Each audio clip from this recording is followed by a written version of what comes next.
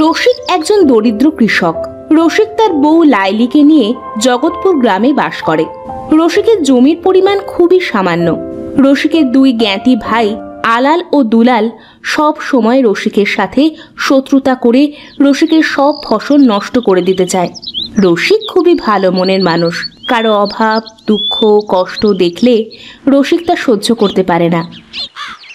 জমিতে দিন দিন ফসলের পরিমাণ কমিয়ে যাচ্ছে, কি যে করি। সে কি ভাই, তুমি মাথায় হাত দিয়ে এভাবে বসে আছো কেন? কি আর করব বলো, সারা দিন জমিতে এত কাজ করি, এত মেহনত করি, তারপরও দিন দিন কেমন জমির ফসল কমতেই আছে। সে কি কথা ভাই, আমাদের জমিতে তো ভালোই ফসল হচ্ছে। তোদের জমিতে তো সেচ ব্যবস্থা আছে, কত সহজে সবসময় জমিতে পানি সেচ দিতে পারিস তোরা। তা অবশ্য ঠিক বলেছ, কিন্তু তোমার জন্য আমাদের খুব কষ্ট হয়, তাই না রে দুলাল? হ্যাঁ ভাই, তোমার জন্য আমাদের খুব কষ্ট লাগে। তুমি চাইলে আমরা তোমার এই জমিটা চাষ করে দিতে পারি। আরে না না, এ যে আমার বাপদাদার একমাত্র স্মৃতি, এই জমিটুকু আমি নিজেই চাষ করব। ঠিক আছে করো, কিন্তু পরে আবার বলো না যে আমরা তোমাকে কোনো সাহায্য করতে চাইনি। হাজার হলেও তুমি আমাদের জ্ঞাতি ভাই তো। আরে না না, তোমরা এসব মনে নিও না। দেখো, একদিন এই জমি থেকেই আমি সোনা ফলাবো। ঠিক আছে, তাই ফলাও। আমরা এখন চললাম তাহলে। চল দাদা, চল। হ্যাঁ চল চল, আমাদের কত যে কাজ পড়ে আছে। আলাল আর দুলাল চলে গেল। রসিক হাঁটতে হাঁটতে বাড়ির দিকে রওনা দিল। কই গো গিন্নি, কোথায় গেলে গো? আমি এখানে। ওখানে বসে কি করো? বাড়ির উঠানে এত জায়গা পড়ে থাকে, তাই আমি এখানে কিছু লাউয়ের বীজ বুনে দিলাম। বাহ, বেশ বেশ, এই বুদ্ধি তো আমার মাথায় আসেনি। তা কেন আসবে? তুমি তো আছো শুধু তোমার বাপ দাদার ওই এক টুকরো জমি নিয়ে। বলি, ও জমিতে কোনো ফসল কি ভালো ফলন হবে কখনো? ও কথা বলো না গিন্নি, সামনে শীতের মৌসুম আসতেছে, সহজে জমিতে পানি উঠবে না। দেখি কি ফসল চাষ করা যায়। হ্যাঁ, তুমি তাই ভাবতে থাকো। আমাকে এক গ্লাস পানি দাও দেখি, মাঠে হাঁটতে হাঁটতে কেমন গলাটা শুকিয়ে গেছে।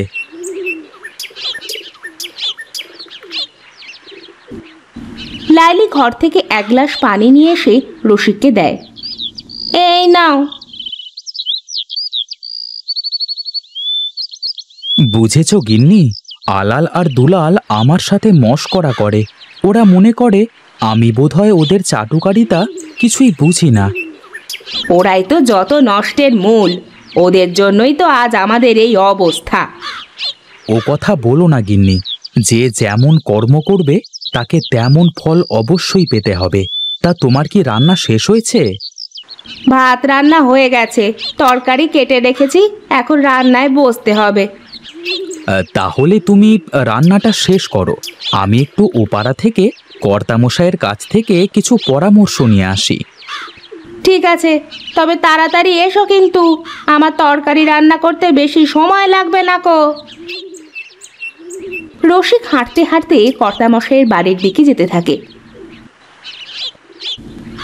যেতে যেতে রসিক দেখে কর্তামশাই রাস্তায় দাঁড়িয়ে আলাল ও দুলালের সাথে কি নিয়ে যেন কথা বলতেছে। রসিক দূর থেকে দেখে একটা গাছের আড়ালে লুকিয়ে পড়ে। আলাল আর দুলাল কথা বলা শেষ করে চলে গেলে রসিক এক পা দুপা করে কর্তামশাইয়ের দিকে আগায়। কিরে রসিক, কোথায় চললি এই সকাল সকাল? আগে কর্তামশাই, আপনার কাছেই যাচ্ছিলুম, তা আপনাকে যখন পথই পেয়ে গেলাম এখানেই শেষ করি। যা বলবি একটু তাড়াতাড়ি বল, বুঝলি? আমি একটু গঞ্জে যাওয়ার জন্য বের হয়েছি।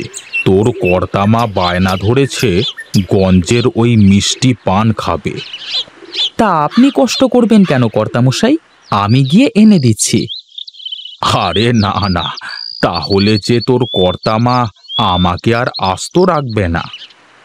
কেন কেন কর্তামশাই? এই পাগলটারে কি করে বোঝাই? ওরে, ঘরে কি তোর কথা চলে নাকি তোর গিন্নির কথা চলে? এবার বুঝেছি কর্তামশাই। ওরে শোন শোন রসিক, বাইরে আমি যতই যাই করি না কেন, ঘরে গেলে আমার সব ক্ষমতা শেষ হয়ে যায়।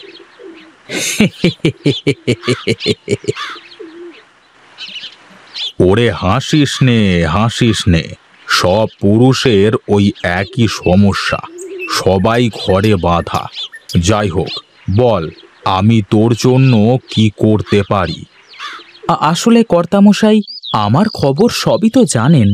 আসছে শীত মৌসুমে আমার জমিতে কি ফসলের আবাদ করা যায়, আপনি যদি একটু বলতেন। তোর জমি তো অনেক নিচু, হালকা বৃষ্টিতেই পানি জমে যায়। তার উপর তোর আবার ওই দুই একবারে বদমাইশ জ্ঞাতি ভাই আছে। ওদের কথা আর বলেন না কর্তামশাই। আমার কাছে এসেছিল দুটো, কি সব বলে গেল।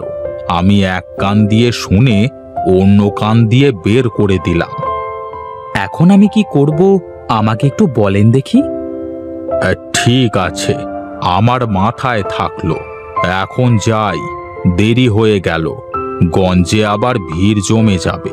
তুই কাল সকালে একবার আমার সাথে দেখা করিস, কেমন? আগে কর্তামশাই, ঠিক দেখা করব। কর্তামশাই গঞ্জের দিকে রওনা দেয়। রসিক আবার বাড়ির দিকে ফিরতে শুরু করে। রসিক কর্তামশাইকে খুব বিশ্বাস করে। কর্তামশাই খুব ভালো মানুষ, সে কাউকে খারাপ বুদ্ধি দেয় না। সবাই কর্তামশাইয়ের বুদ্ধি নিয়ে গ্রামের সব কাজ করে বলে সবাই ভালোবেসে তাকে কর্তামশাই বলেই ডাকে।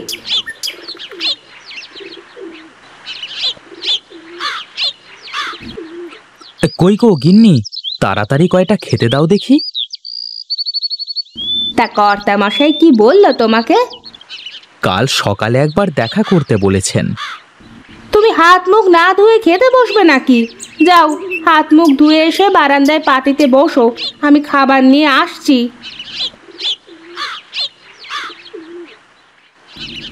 রসিক হাত মুখ ধুয়ে বারান্দায় গিয়ে বসে। লাইলি ঘর থেকে খাবার এনে রসিককে খেতে দেয়। বাহ বাহ, তোমার হাতে মনে হয় জাদু আছে গিন্নি। হয়েছে, তোমার আর অত বেহায়াপনা কথা বলতে হবে না। এগুলো বেহায়াপনা কথা তোমাকে কে বলেছে? তাছাড়া বই কি? এগুলো হলো ভালোবাসার কথা পাগলি। হয়েছে হয়েছে, এখন খাওয়া শেষ করে তুমি ঘরে গিয়ে বিশ্রাম নাও তো দেখি, আমার এখন অনেক কাজ বাকি।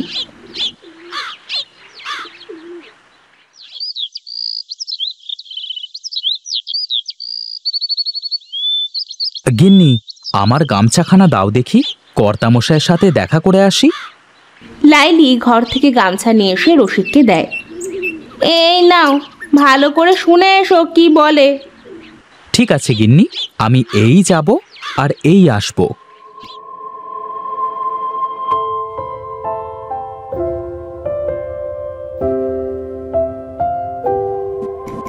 রসিক হাঁটতে হাঁটতে কর্তামশাইয়ের কাছে যায়। কর্তামশাই তার বাড়ির পুকুর পাড়ে বসে সকালের মলিন হাওয়া উপভোগ করছিল। কি রে রসিক, এসেছিস তুই? হ্যাঁ কর্তামশাই, আসলাম মাত্র। শোন শোন, আমি তোর জমির বিষয়ে ভেবে দেখলাম, সামনে তো শীতকাল আসছে, তুই তোর জমিতে পেঁয়াজের চাষ করতে পারিস। তা কেমন করে কি করলে ভালো হয়, আপনি একটু বলে দেন দেখি। এই শোন, আগে জমিটা ভালো করে চাষ দিবি, তারপর বাড়িতে পেঁয়াজের চারা বানাবি। এরপর সেই চারা একটু বড় হলে জমিতে লাগিয়ে দিবি, কেমন? ঠিক আছে কর্তামশাই। রসিক বাড়ি চলে আসে। কি গো, কর্তামশাই কি বললো? পরে বলবো সব, এখন দেখি কোদালটা দাও দেখি। লাইলি কোদালটা দেয়। রসিক জমিতে গিয়ে কুপিয়ে চাষ দিয়ে আসে।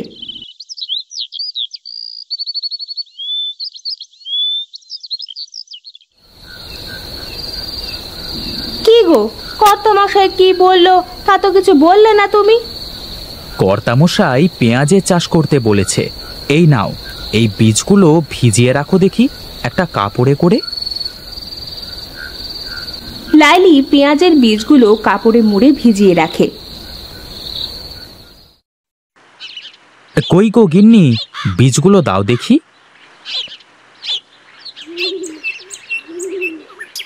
রসিক বীজগুলো নিয়ে মাঠে চলে যায় আর জমির এক কোণে বুনে দিয়ে আসে। জমিতে পেঁয়াজ হবে তো, নাকি শুধু শুধু এত কষ্ট করা বৃথা হবে? না গিন্নি, এবার দেখো জমিতে সোনা ফলবে। ঠিক আছে, দেখি কেমন সোনা ফলে। আস্তে আস্তে চারাগুলো বড় হতে থাকে। এবার বোধ হয় জমিতে সোনা ফলতে চলেছে বউ। তা পেঁয়াজ কি তোলার সময় হয়ে গেল? হ্যাঁ গো গিন্নি, আজই পেঁয়াজ তুলতে যাব। রসিক জমিতে পেঁয়াজ তুলতে চলে যায়।